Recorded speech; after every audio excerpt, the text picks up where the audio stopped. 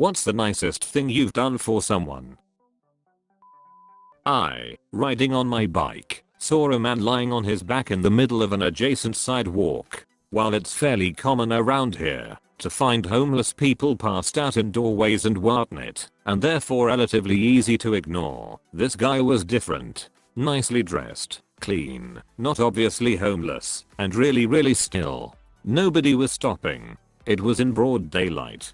I got off my bike and checked on him. His eyes were rolled back in his head, then would randomly roll around. His pulse was weak and slow. He was breathing, but very slowly and shallowly. Once I stopped, people started getting interested, but when I asked someone to call 911, everyone took off. I called them myself, and they wanted me to do CPR. I only had one functioning arm, so I again asked for help. All the rubberneckers again disappeared. Fortunately, an ambulance arrived quickly. I still don't know what happened to him, but I hope he was okay. I also called 911 for a guy that was obviously homeless and drunk at night in a mostly deserted area because he was passed out face down on a sidewalk with a nearly empty bottle of bourbon in his hand and a growing puddle of blood stemming from where he slammed his head when he fell down.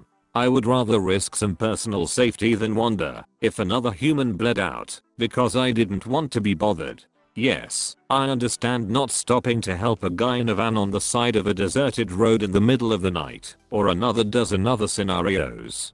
Get somewhere safe and call the police. But I'm baffled as to how people can just flower around a person in need in broad daylight in a well-populated area. Former Boy Scout here. I worked a summer camp in Missouri one summer. One week we had a troop of mentally disabled guys stay at the camp.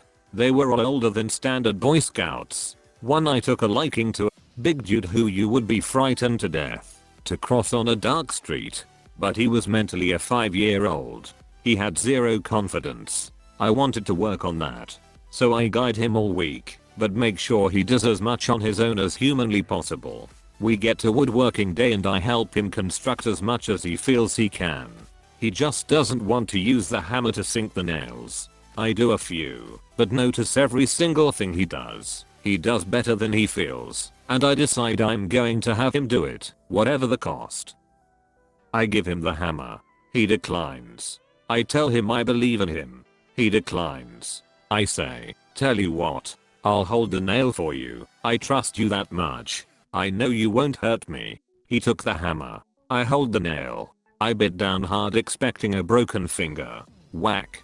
That nail went down like it was made of butter. He didn't even pinch my finger as the head of the nail went down. He hit it perfectly. He saw it and dropped the hammer and started wringing his hands and tried to be excited without making a scene. My heart was so full for him. I felt amazing for taking that risk. That was over 20 years ago and I've never forgotten it. I now have 2 young daughters who I put my physical self on the line for regularly. Sometimes it works out. Sometimes I gain new scars. But I know, being the someone who trusts you, no matter what, makes any physical pain not even a consideration. Donating half my liver. Knew someone at school who was raised by a single parent. Said parent develops cancer and my friend, who had been obviously depending on her, became utterly depressed. Couldn't cook meals, finish schoolwork, do sport. Most of his time was dedicated to his parent. I cooked/bought meals for him, helped him catch up all his missed classes, organized stuff to get him outside, etc. He's doing better now, so is his mum, although we don't talk anymore. Still, felt worthwhile. I came home late on a delayed flight and there was an old woman sobbing at the bus depot because no one was there to take her home. This was in the middle of a bad snowstorm at 1 AM, so no one wanted to drive. I picked her up and drove out of my way to drop her off. Had to drive an extra half hour in the worst conditions ever, but it all worked out. Similar to this, we had an elderly lady come in the front door of our business once when it was a driving rainstorm outside. She was very emotional and upset. She had essentially gotten lost and confused in the heavy rain and threw herself at our mercy. My wife drove her home and called her relative or relatives for her to let them know what was happening, etc. She was very grateful, and it was a great feeling to be able to bring some comfort and relief to her. Someone dropped their lotto ticket and I returned it to them. They won $400 and gave me half. A friend I went to high school with is an elementary school teacher at a school without a lot of money. She did one of those GoFundMe, but for teachers things. I can't remember the site exactly or what the project was, something tech related. She posted it on Facebook and there was a decent amount of sharing and stuff, but outside of a few $25-50 donations there wasn't a lot of actual activity. A month or two goes by, and I check up on it again. It's only like halfway to the goal with a few weeks to spare. I finished it out and paid for the rest of it. I wanna say it was $300 or something like that. Never told anyone I know about it. Left it anonymous on the donation too. This is actually the first time I've mentioned it to anyone at all. Just felt good. Helped a waitress at a restaurant I frequent. After a few months of patronage I knew most of the staff and was on a first name basis with them. I learned that she was working 6 days per week, 8 to 10 hours per day, and going to school full time, 5 days per week, 6 hours per day, plus she traveled by bus between 2 and 3 hours per day. A quick bit of mental math, on a bad day she could spend 19 hours with her obligations, not counting bathing, eating, or homework. And after she paid for her tuition, she only had 10% of her paycheck left over. As I have no family nor children of my own, I decided to pay for her university. She has since quit her job and is focusing on her studies. She regularly sends me updates about her classes, and I'm happy to report she's getting straight A's as a psychology major. I switched from one type of insulin to another. After switching, I had about 30 vials of Novolog left over that I didn't need. We had a guy come out and do electrical work on our house and saw that he wore an insulin pump. I asked him what kind of insulin he used. He said Novolog. I asked him if he wanted my leftover, non-expired, still sealed vials. He said sure. I imagine he was thinking that it was going to be only a few. I loaded them all up into a Walmart bag and gave them to him. I don't know if he had to pay out of pocket or anything for his, but even if he did, the total cost to him for it could have well exceeded $1,500 in just co-pays alone. He was nearly in tears when I told him to keep it all. An old buddy of mine was having trouble with his graphic design homework, and I was a year ahead of him in university. So he comes to me asking for help because he knows he isn't that good. I proceed to go to his room and sit there for a solid 6 hours helping him understand fundamentals, learn hotkeys, and answer any of his questions. The next day he says he is now passing, and his teacher is proud of how much he has improved.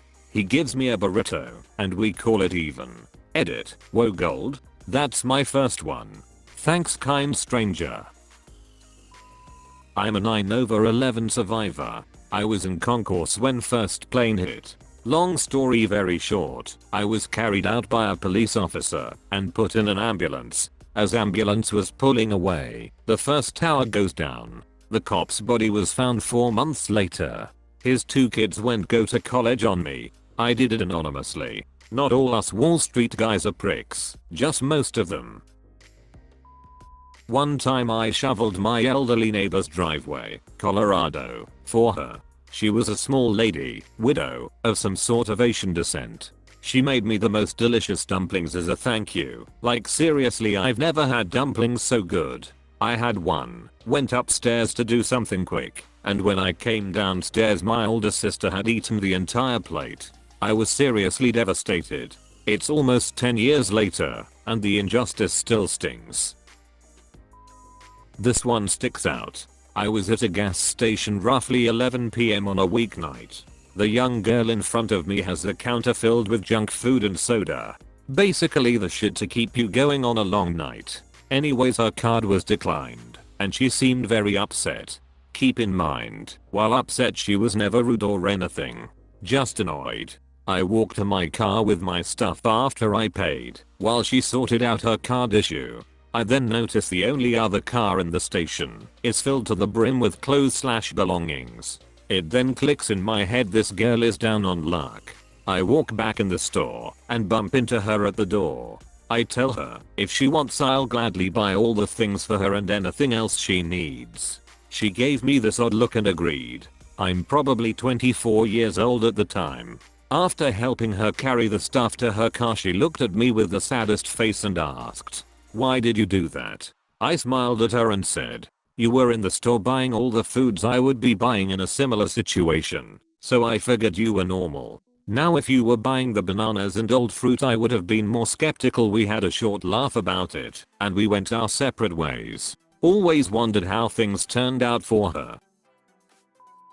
I was in basic. We had cadets from different countries training with us. One of them ended up being in the same room with me. We came along really well. The problem was that they got paid almost nothing for their time here. Our armed forces gave them some pocket money and their own nation didn't pay them for the training time in a foreign country. He had a GF and wanted to propose to her, but could not afford the flight home.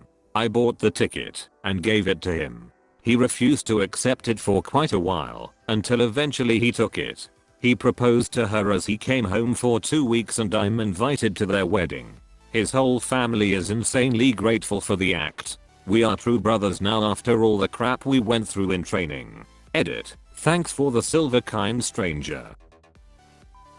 I've bought groceries and school supplies for several families in the area that obviously needed the help, but didn't have the ability to ask, or were just unable to. One that sticks out in my head the most was a young woman who was trying to buy both during a tax holiday we have here in Alabama. She was in front of me at Walmart and just flat out couldn't cover all that she needed, so she started putting stuff back. Her daughter crying over crayons was what broke me. Little girl wanted the big box and her mom was putting it back. I said excuse me, walked past her and put my card in the reader. No kid should ever have to cry over the big box of crayons. Bought a car for an employee. I, F/28, was the GM at a pub a few years ago. Had an amazing waitress, F/24, single mother with one more on the way. She had no personal transportation in a city with notoriously bad public transit. Still somehow made it to work each day, even if it meant walking her pregnant self 5 miles. She was always stressed about trying to provide for her kids, but was still professional and hardworking. My tax return was pretty good that year, and a friend happened to be selling a reliable older car for a reasonable price. I moved not long after that, but she found me on social media years later to thank me and explain that she was in a good place now and would like to repay me. I turned her down, seeing her success was 100% worth the cost of the car. Once I was running at a cross-country competition, and I happened to fall into pace with a girl I'd never met before from another school. We chatted a bit, just the average stuff, and she seemed nice. I soon noticed that she was occasionally taking a puff from an inhaler. When we were about 2/3 of the way around the mile-long track, she tried to take a puff, but it had run out. Soon enough she was having a full-on asthma attack, and I didn't really know what to do, but I knew it was quite serious. I told her she should stop and go to the medical tent, but she refused to. I tried to persuade her, and she was obviously in a lot of pain. I even offered to give her a piggyback, but she said we'd get disqualified, which I didn't see as the biggest issue right then. We were almost at the end by then, so I figured the kindest thing would just be to give up on getting in at a good place and encourage her to the end as she wasn't giving up.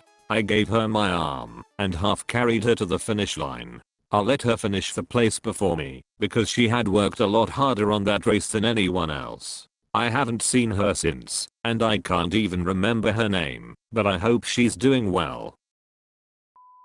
Thank you for watching Internet's Funniest. Please like, share, and subscribe.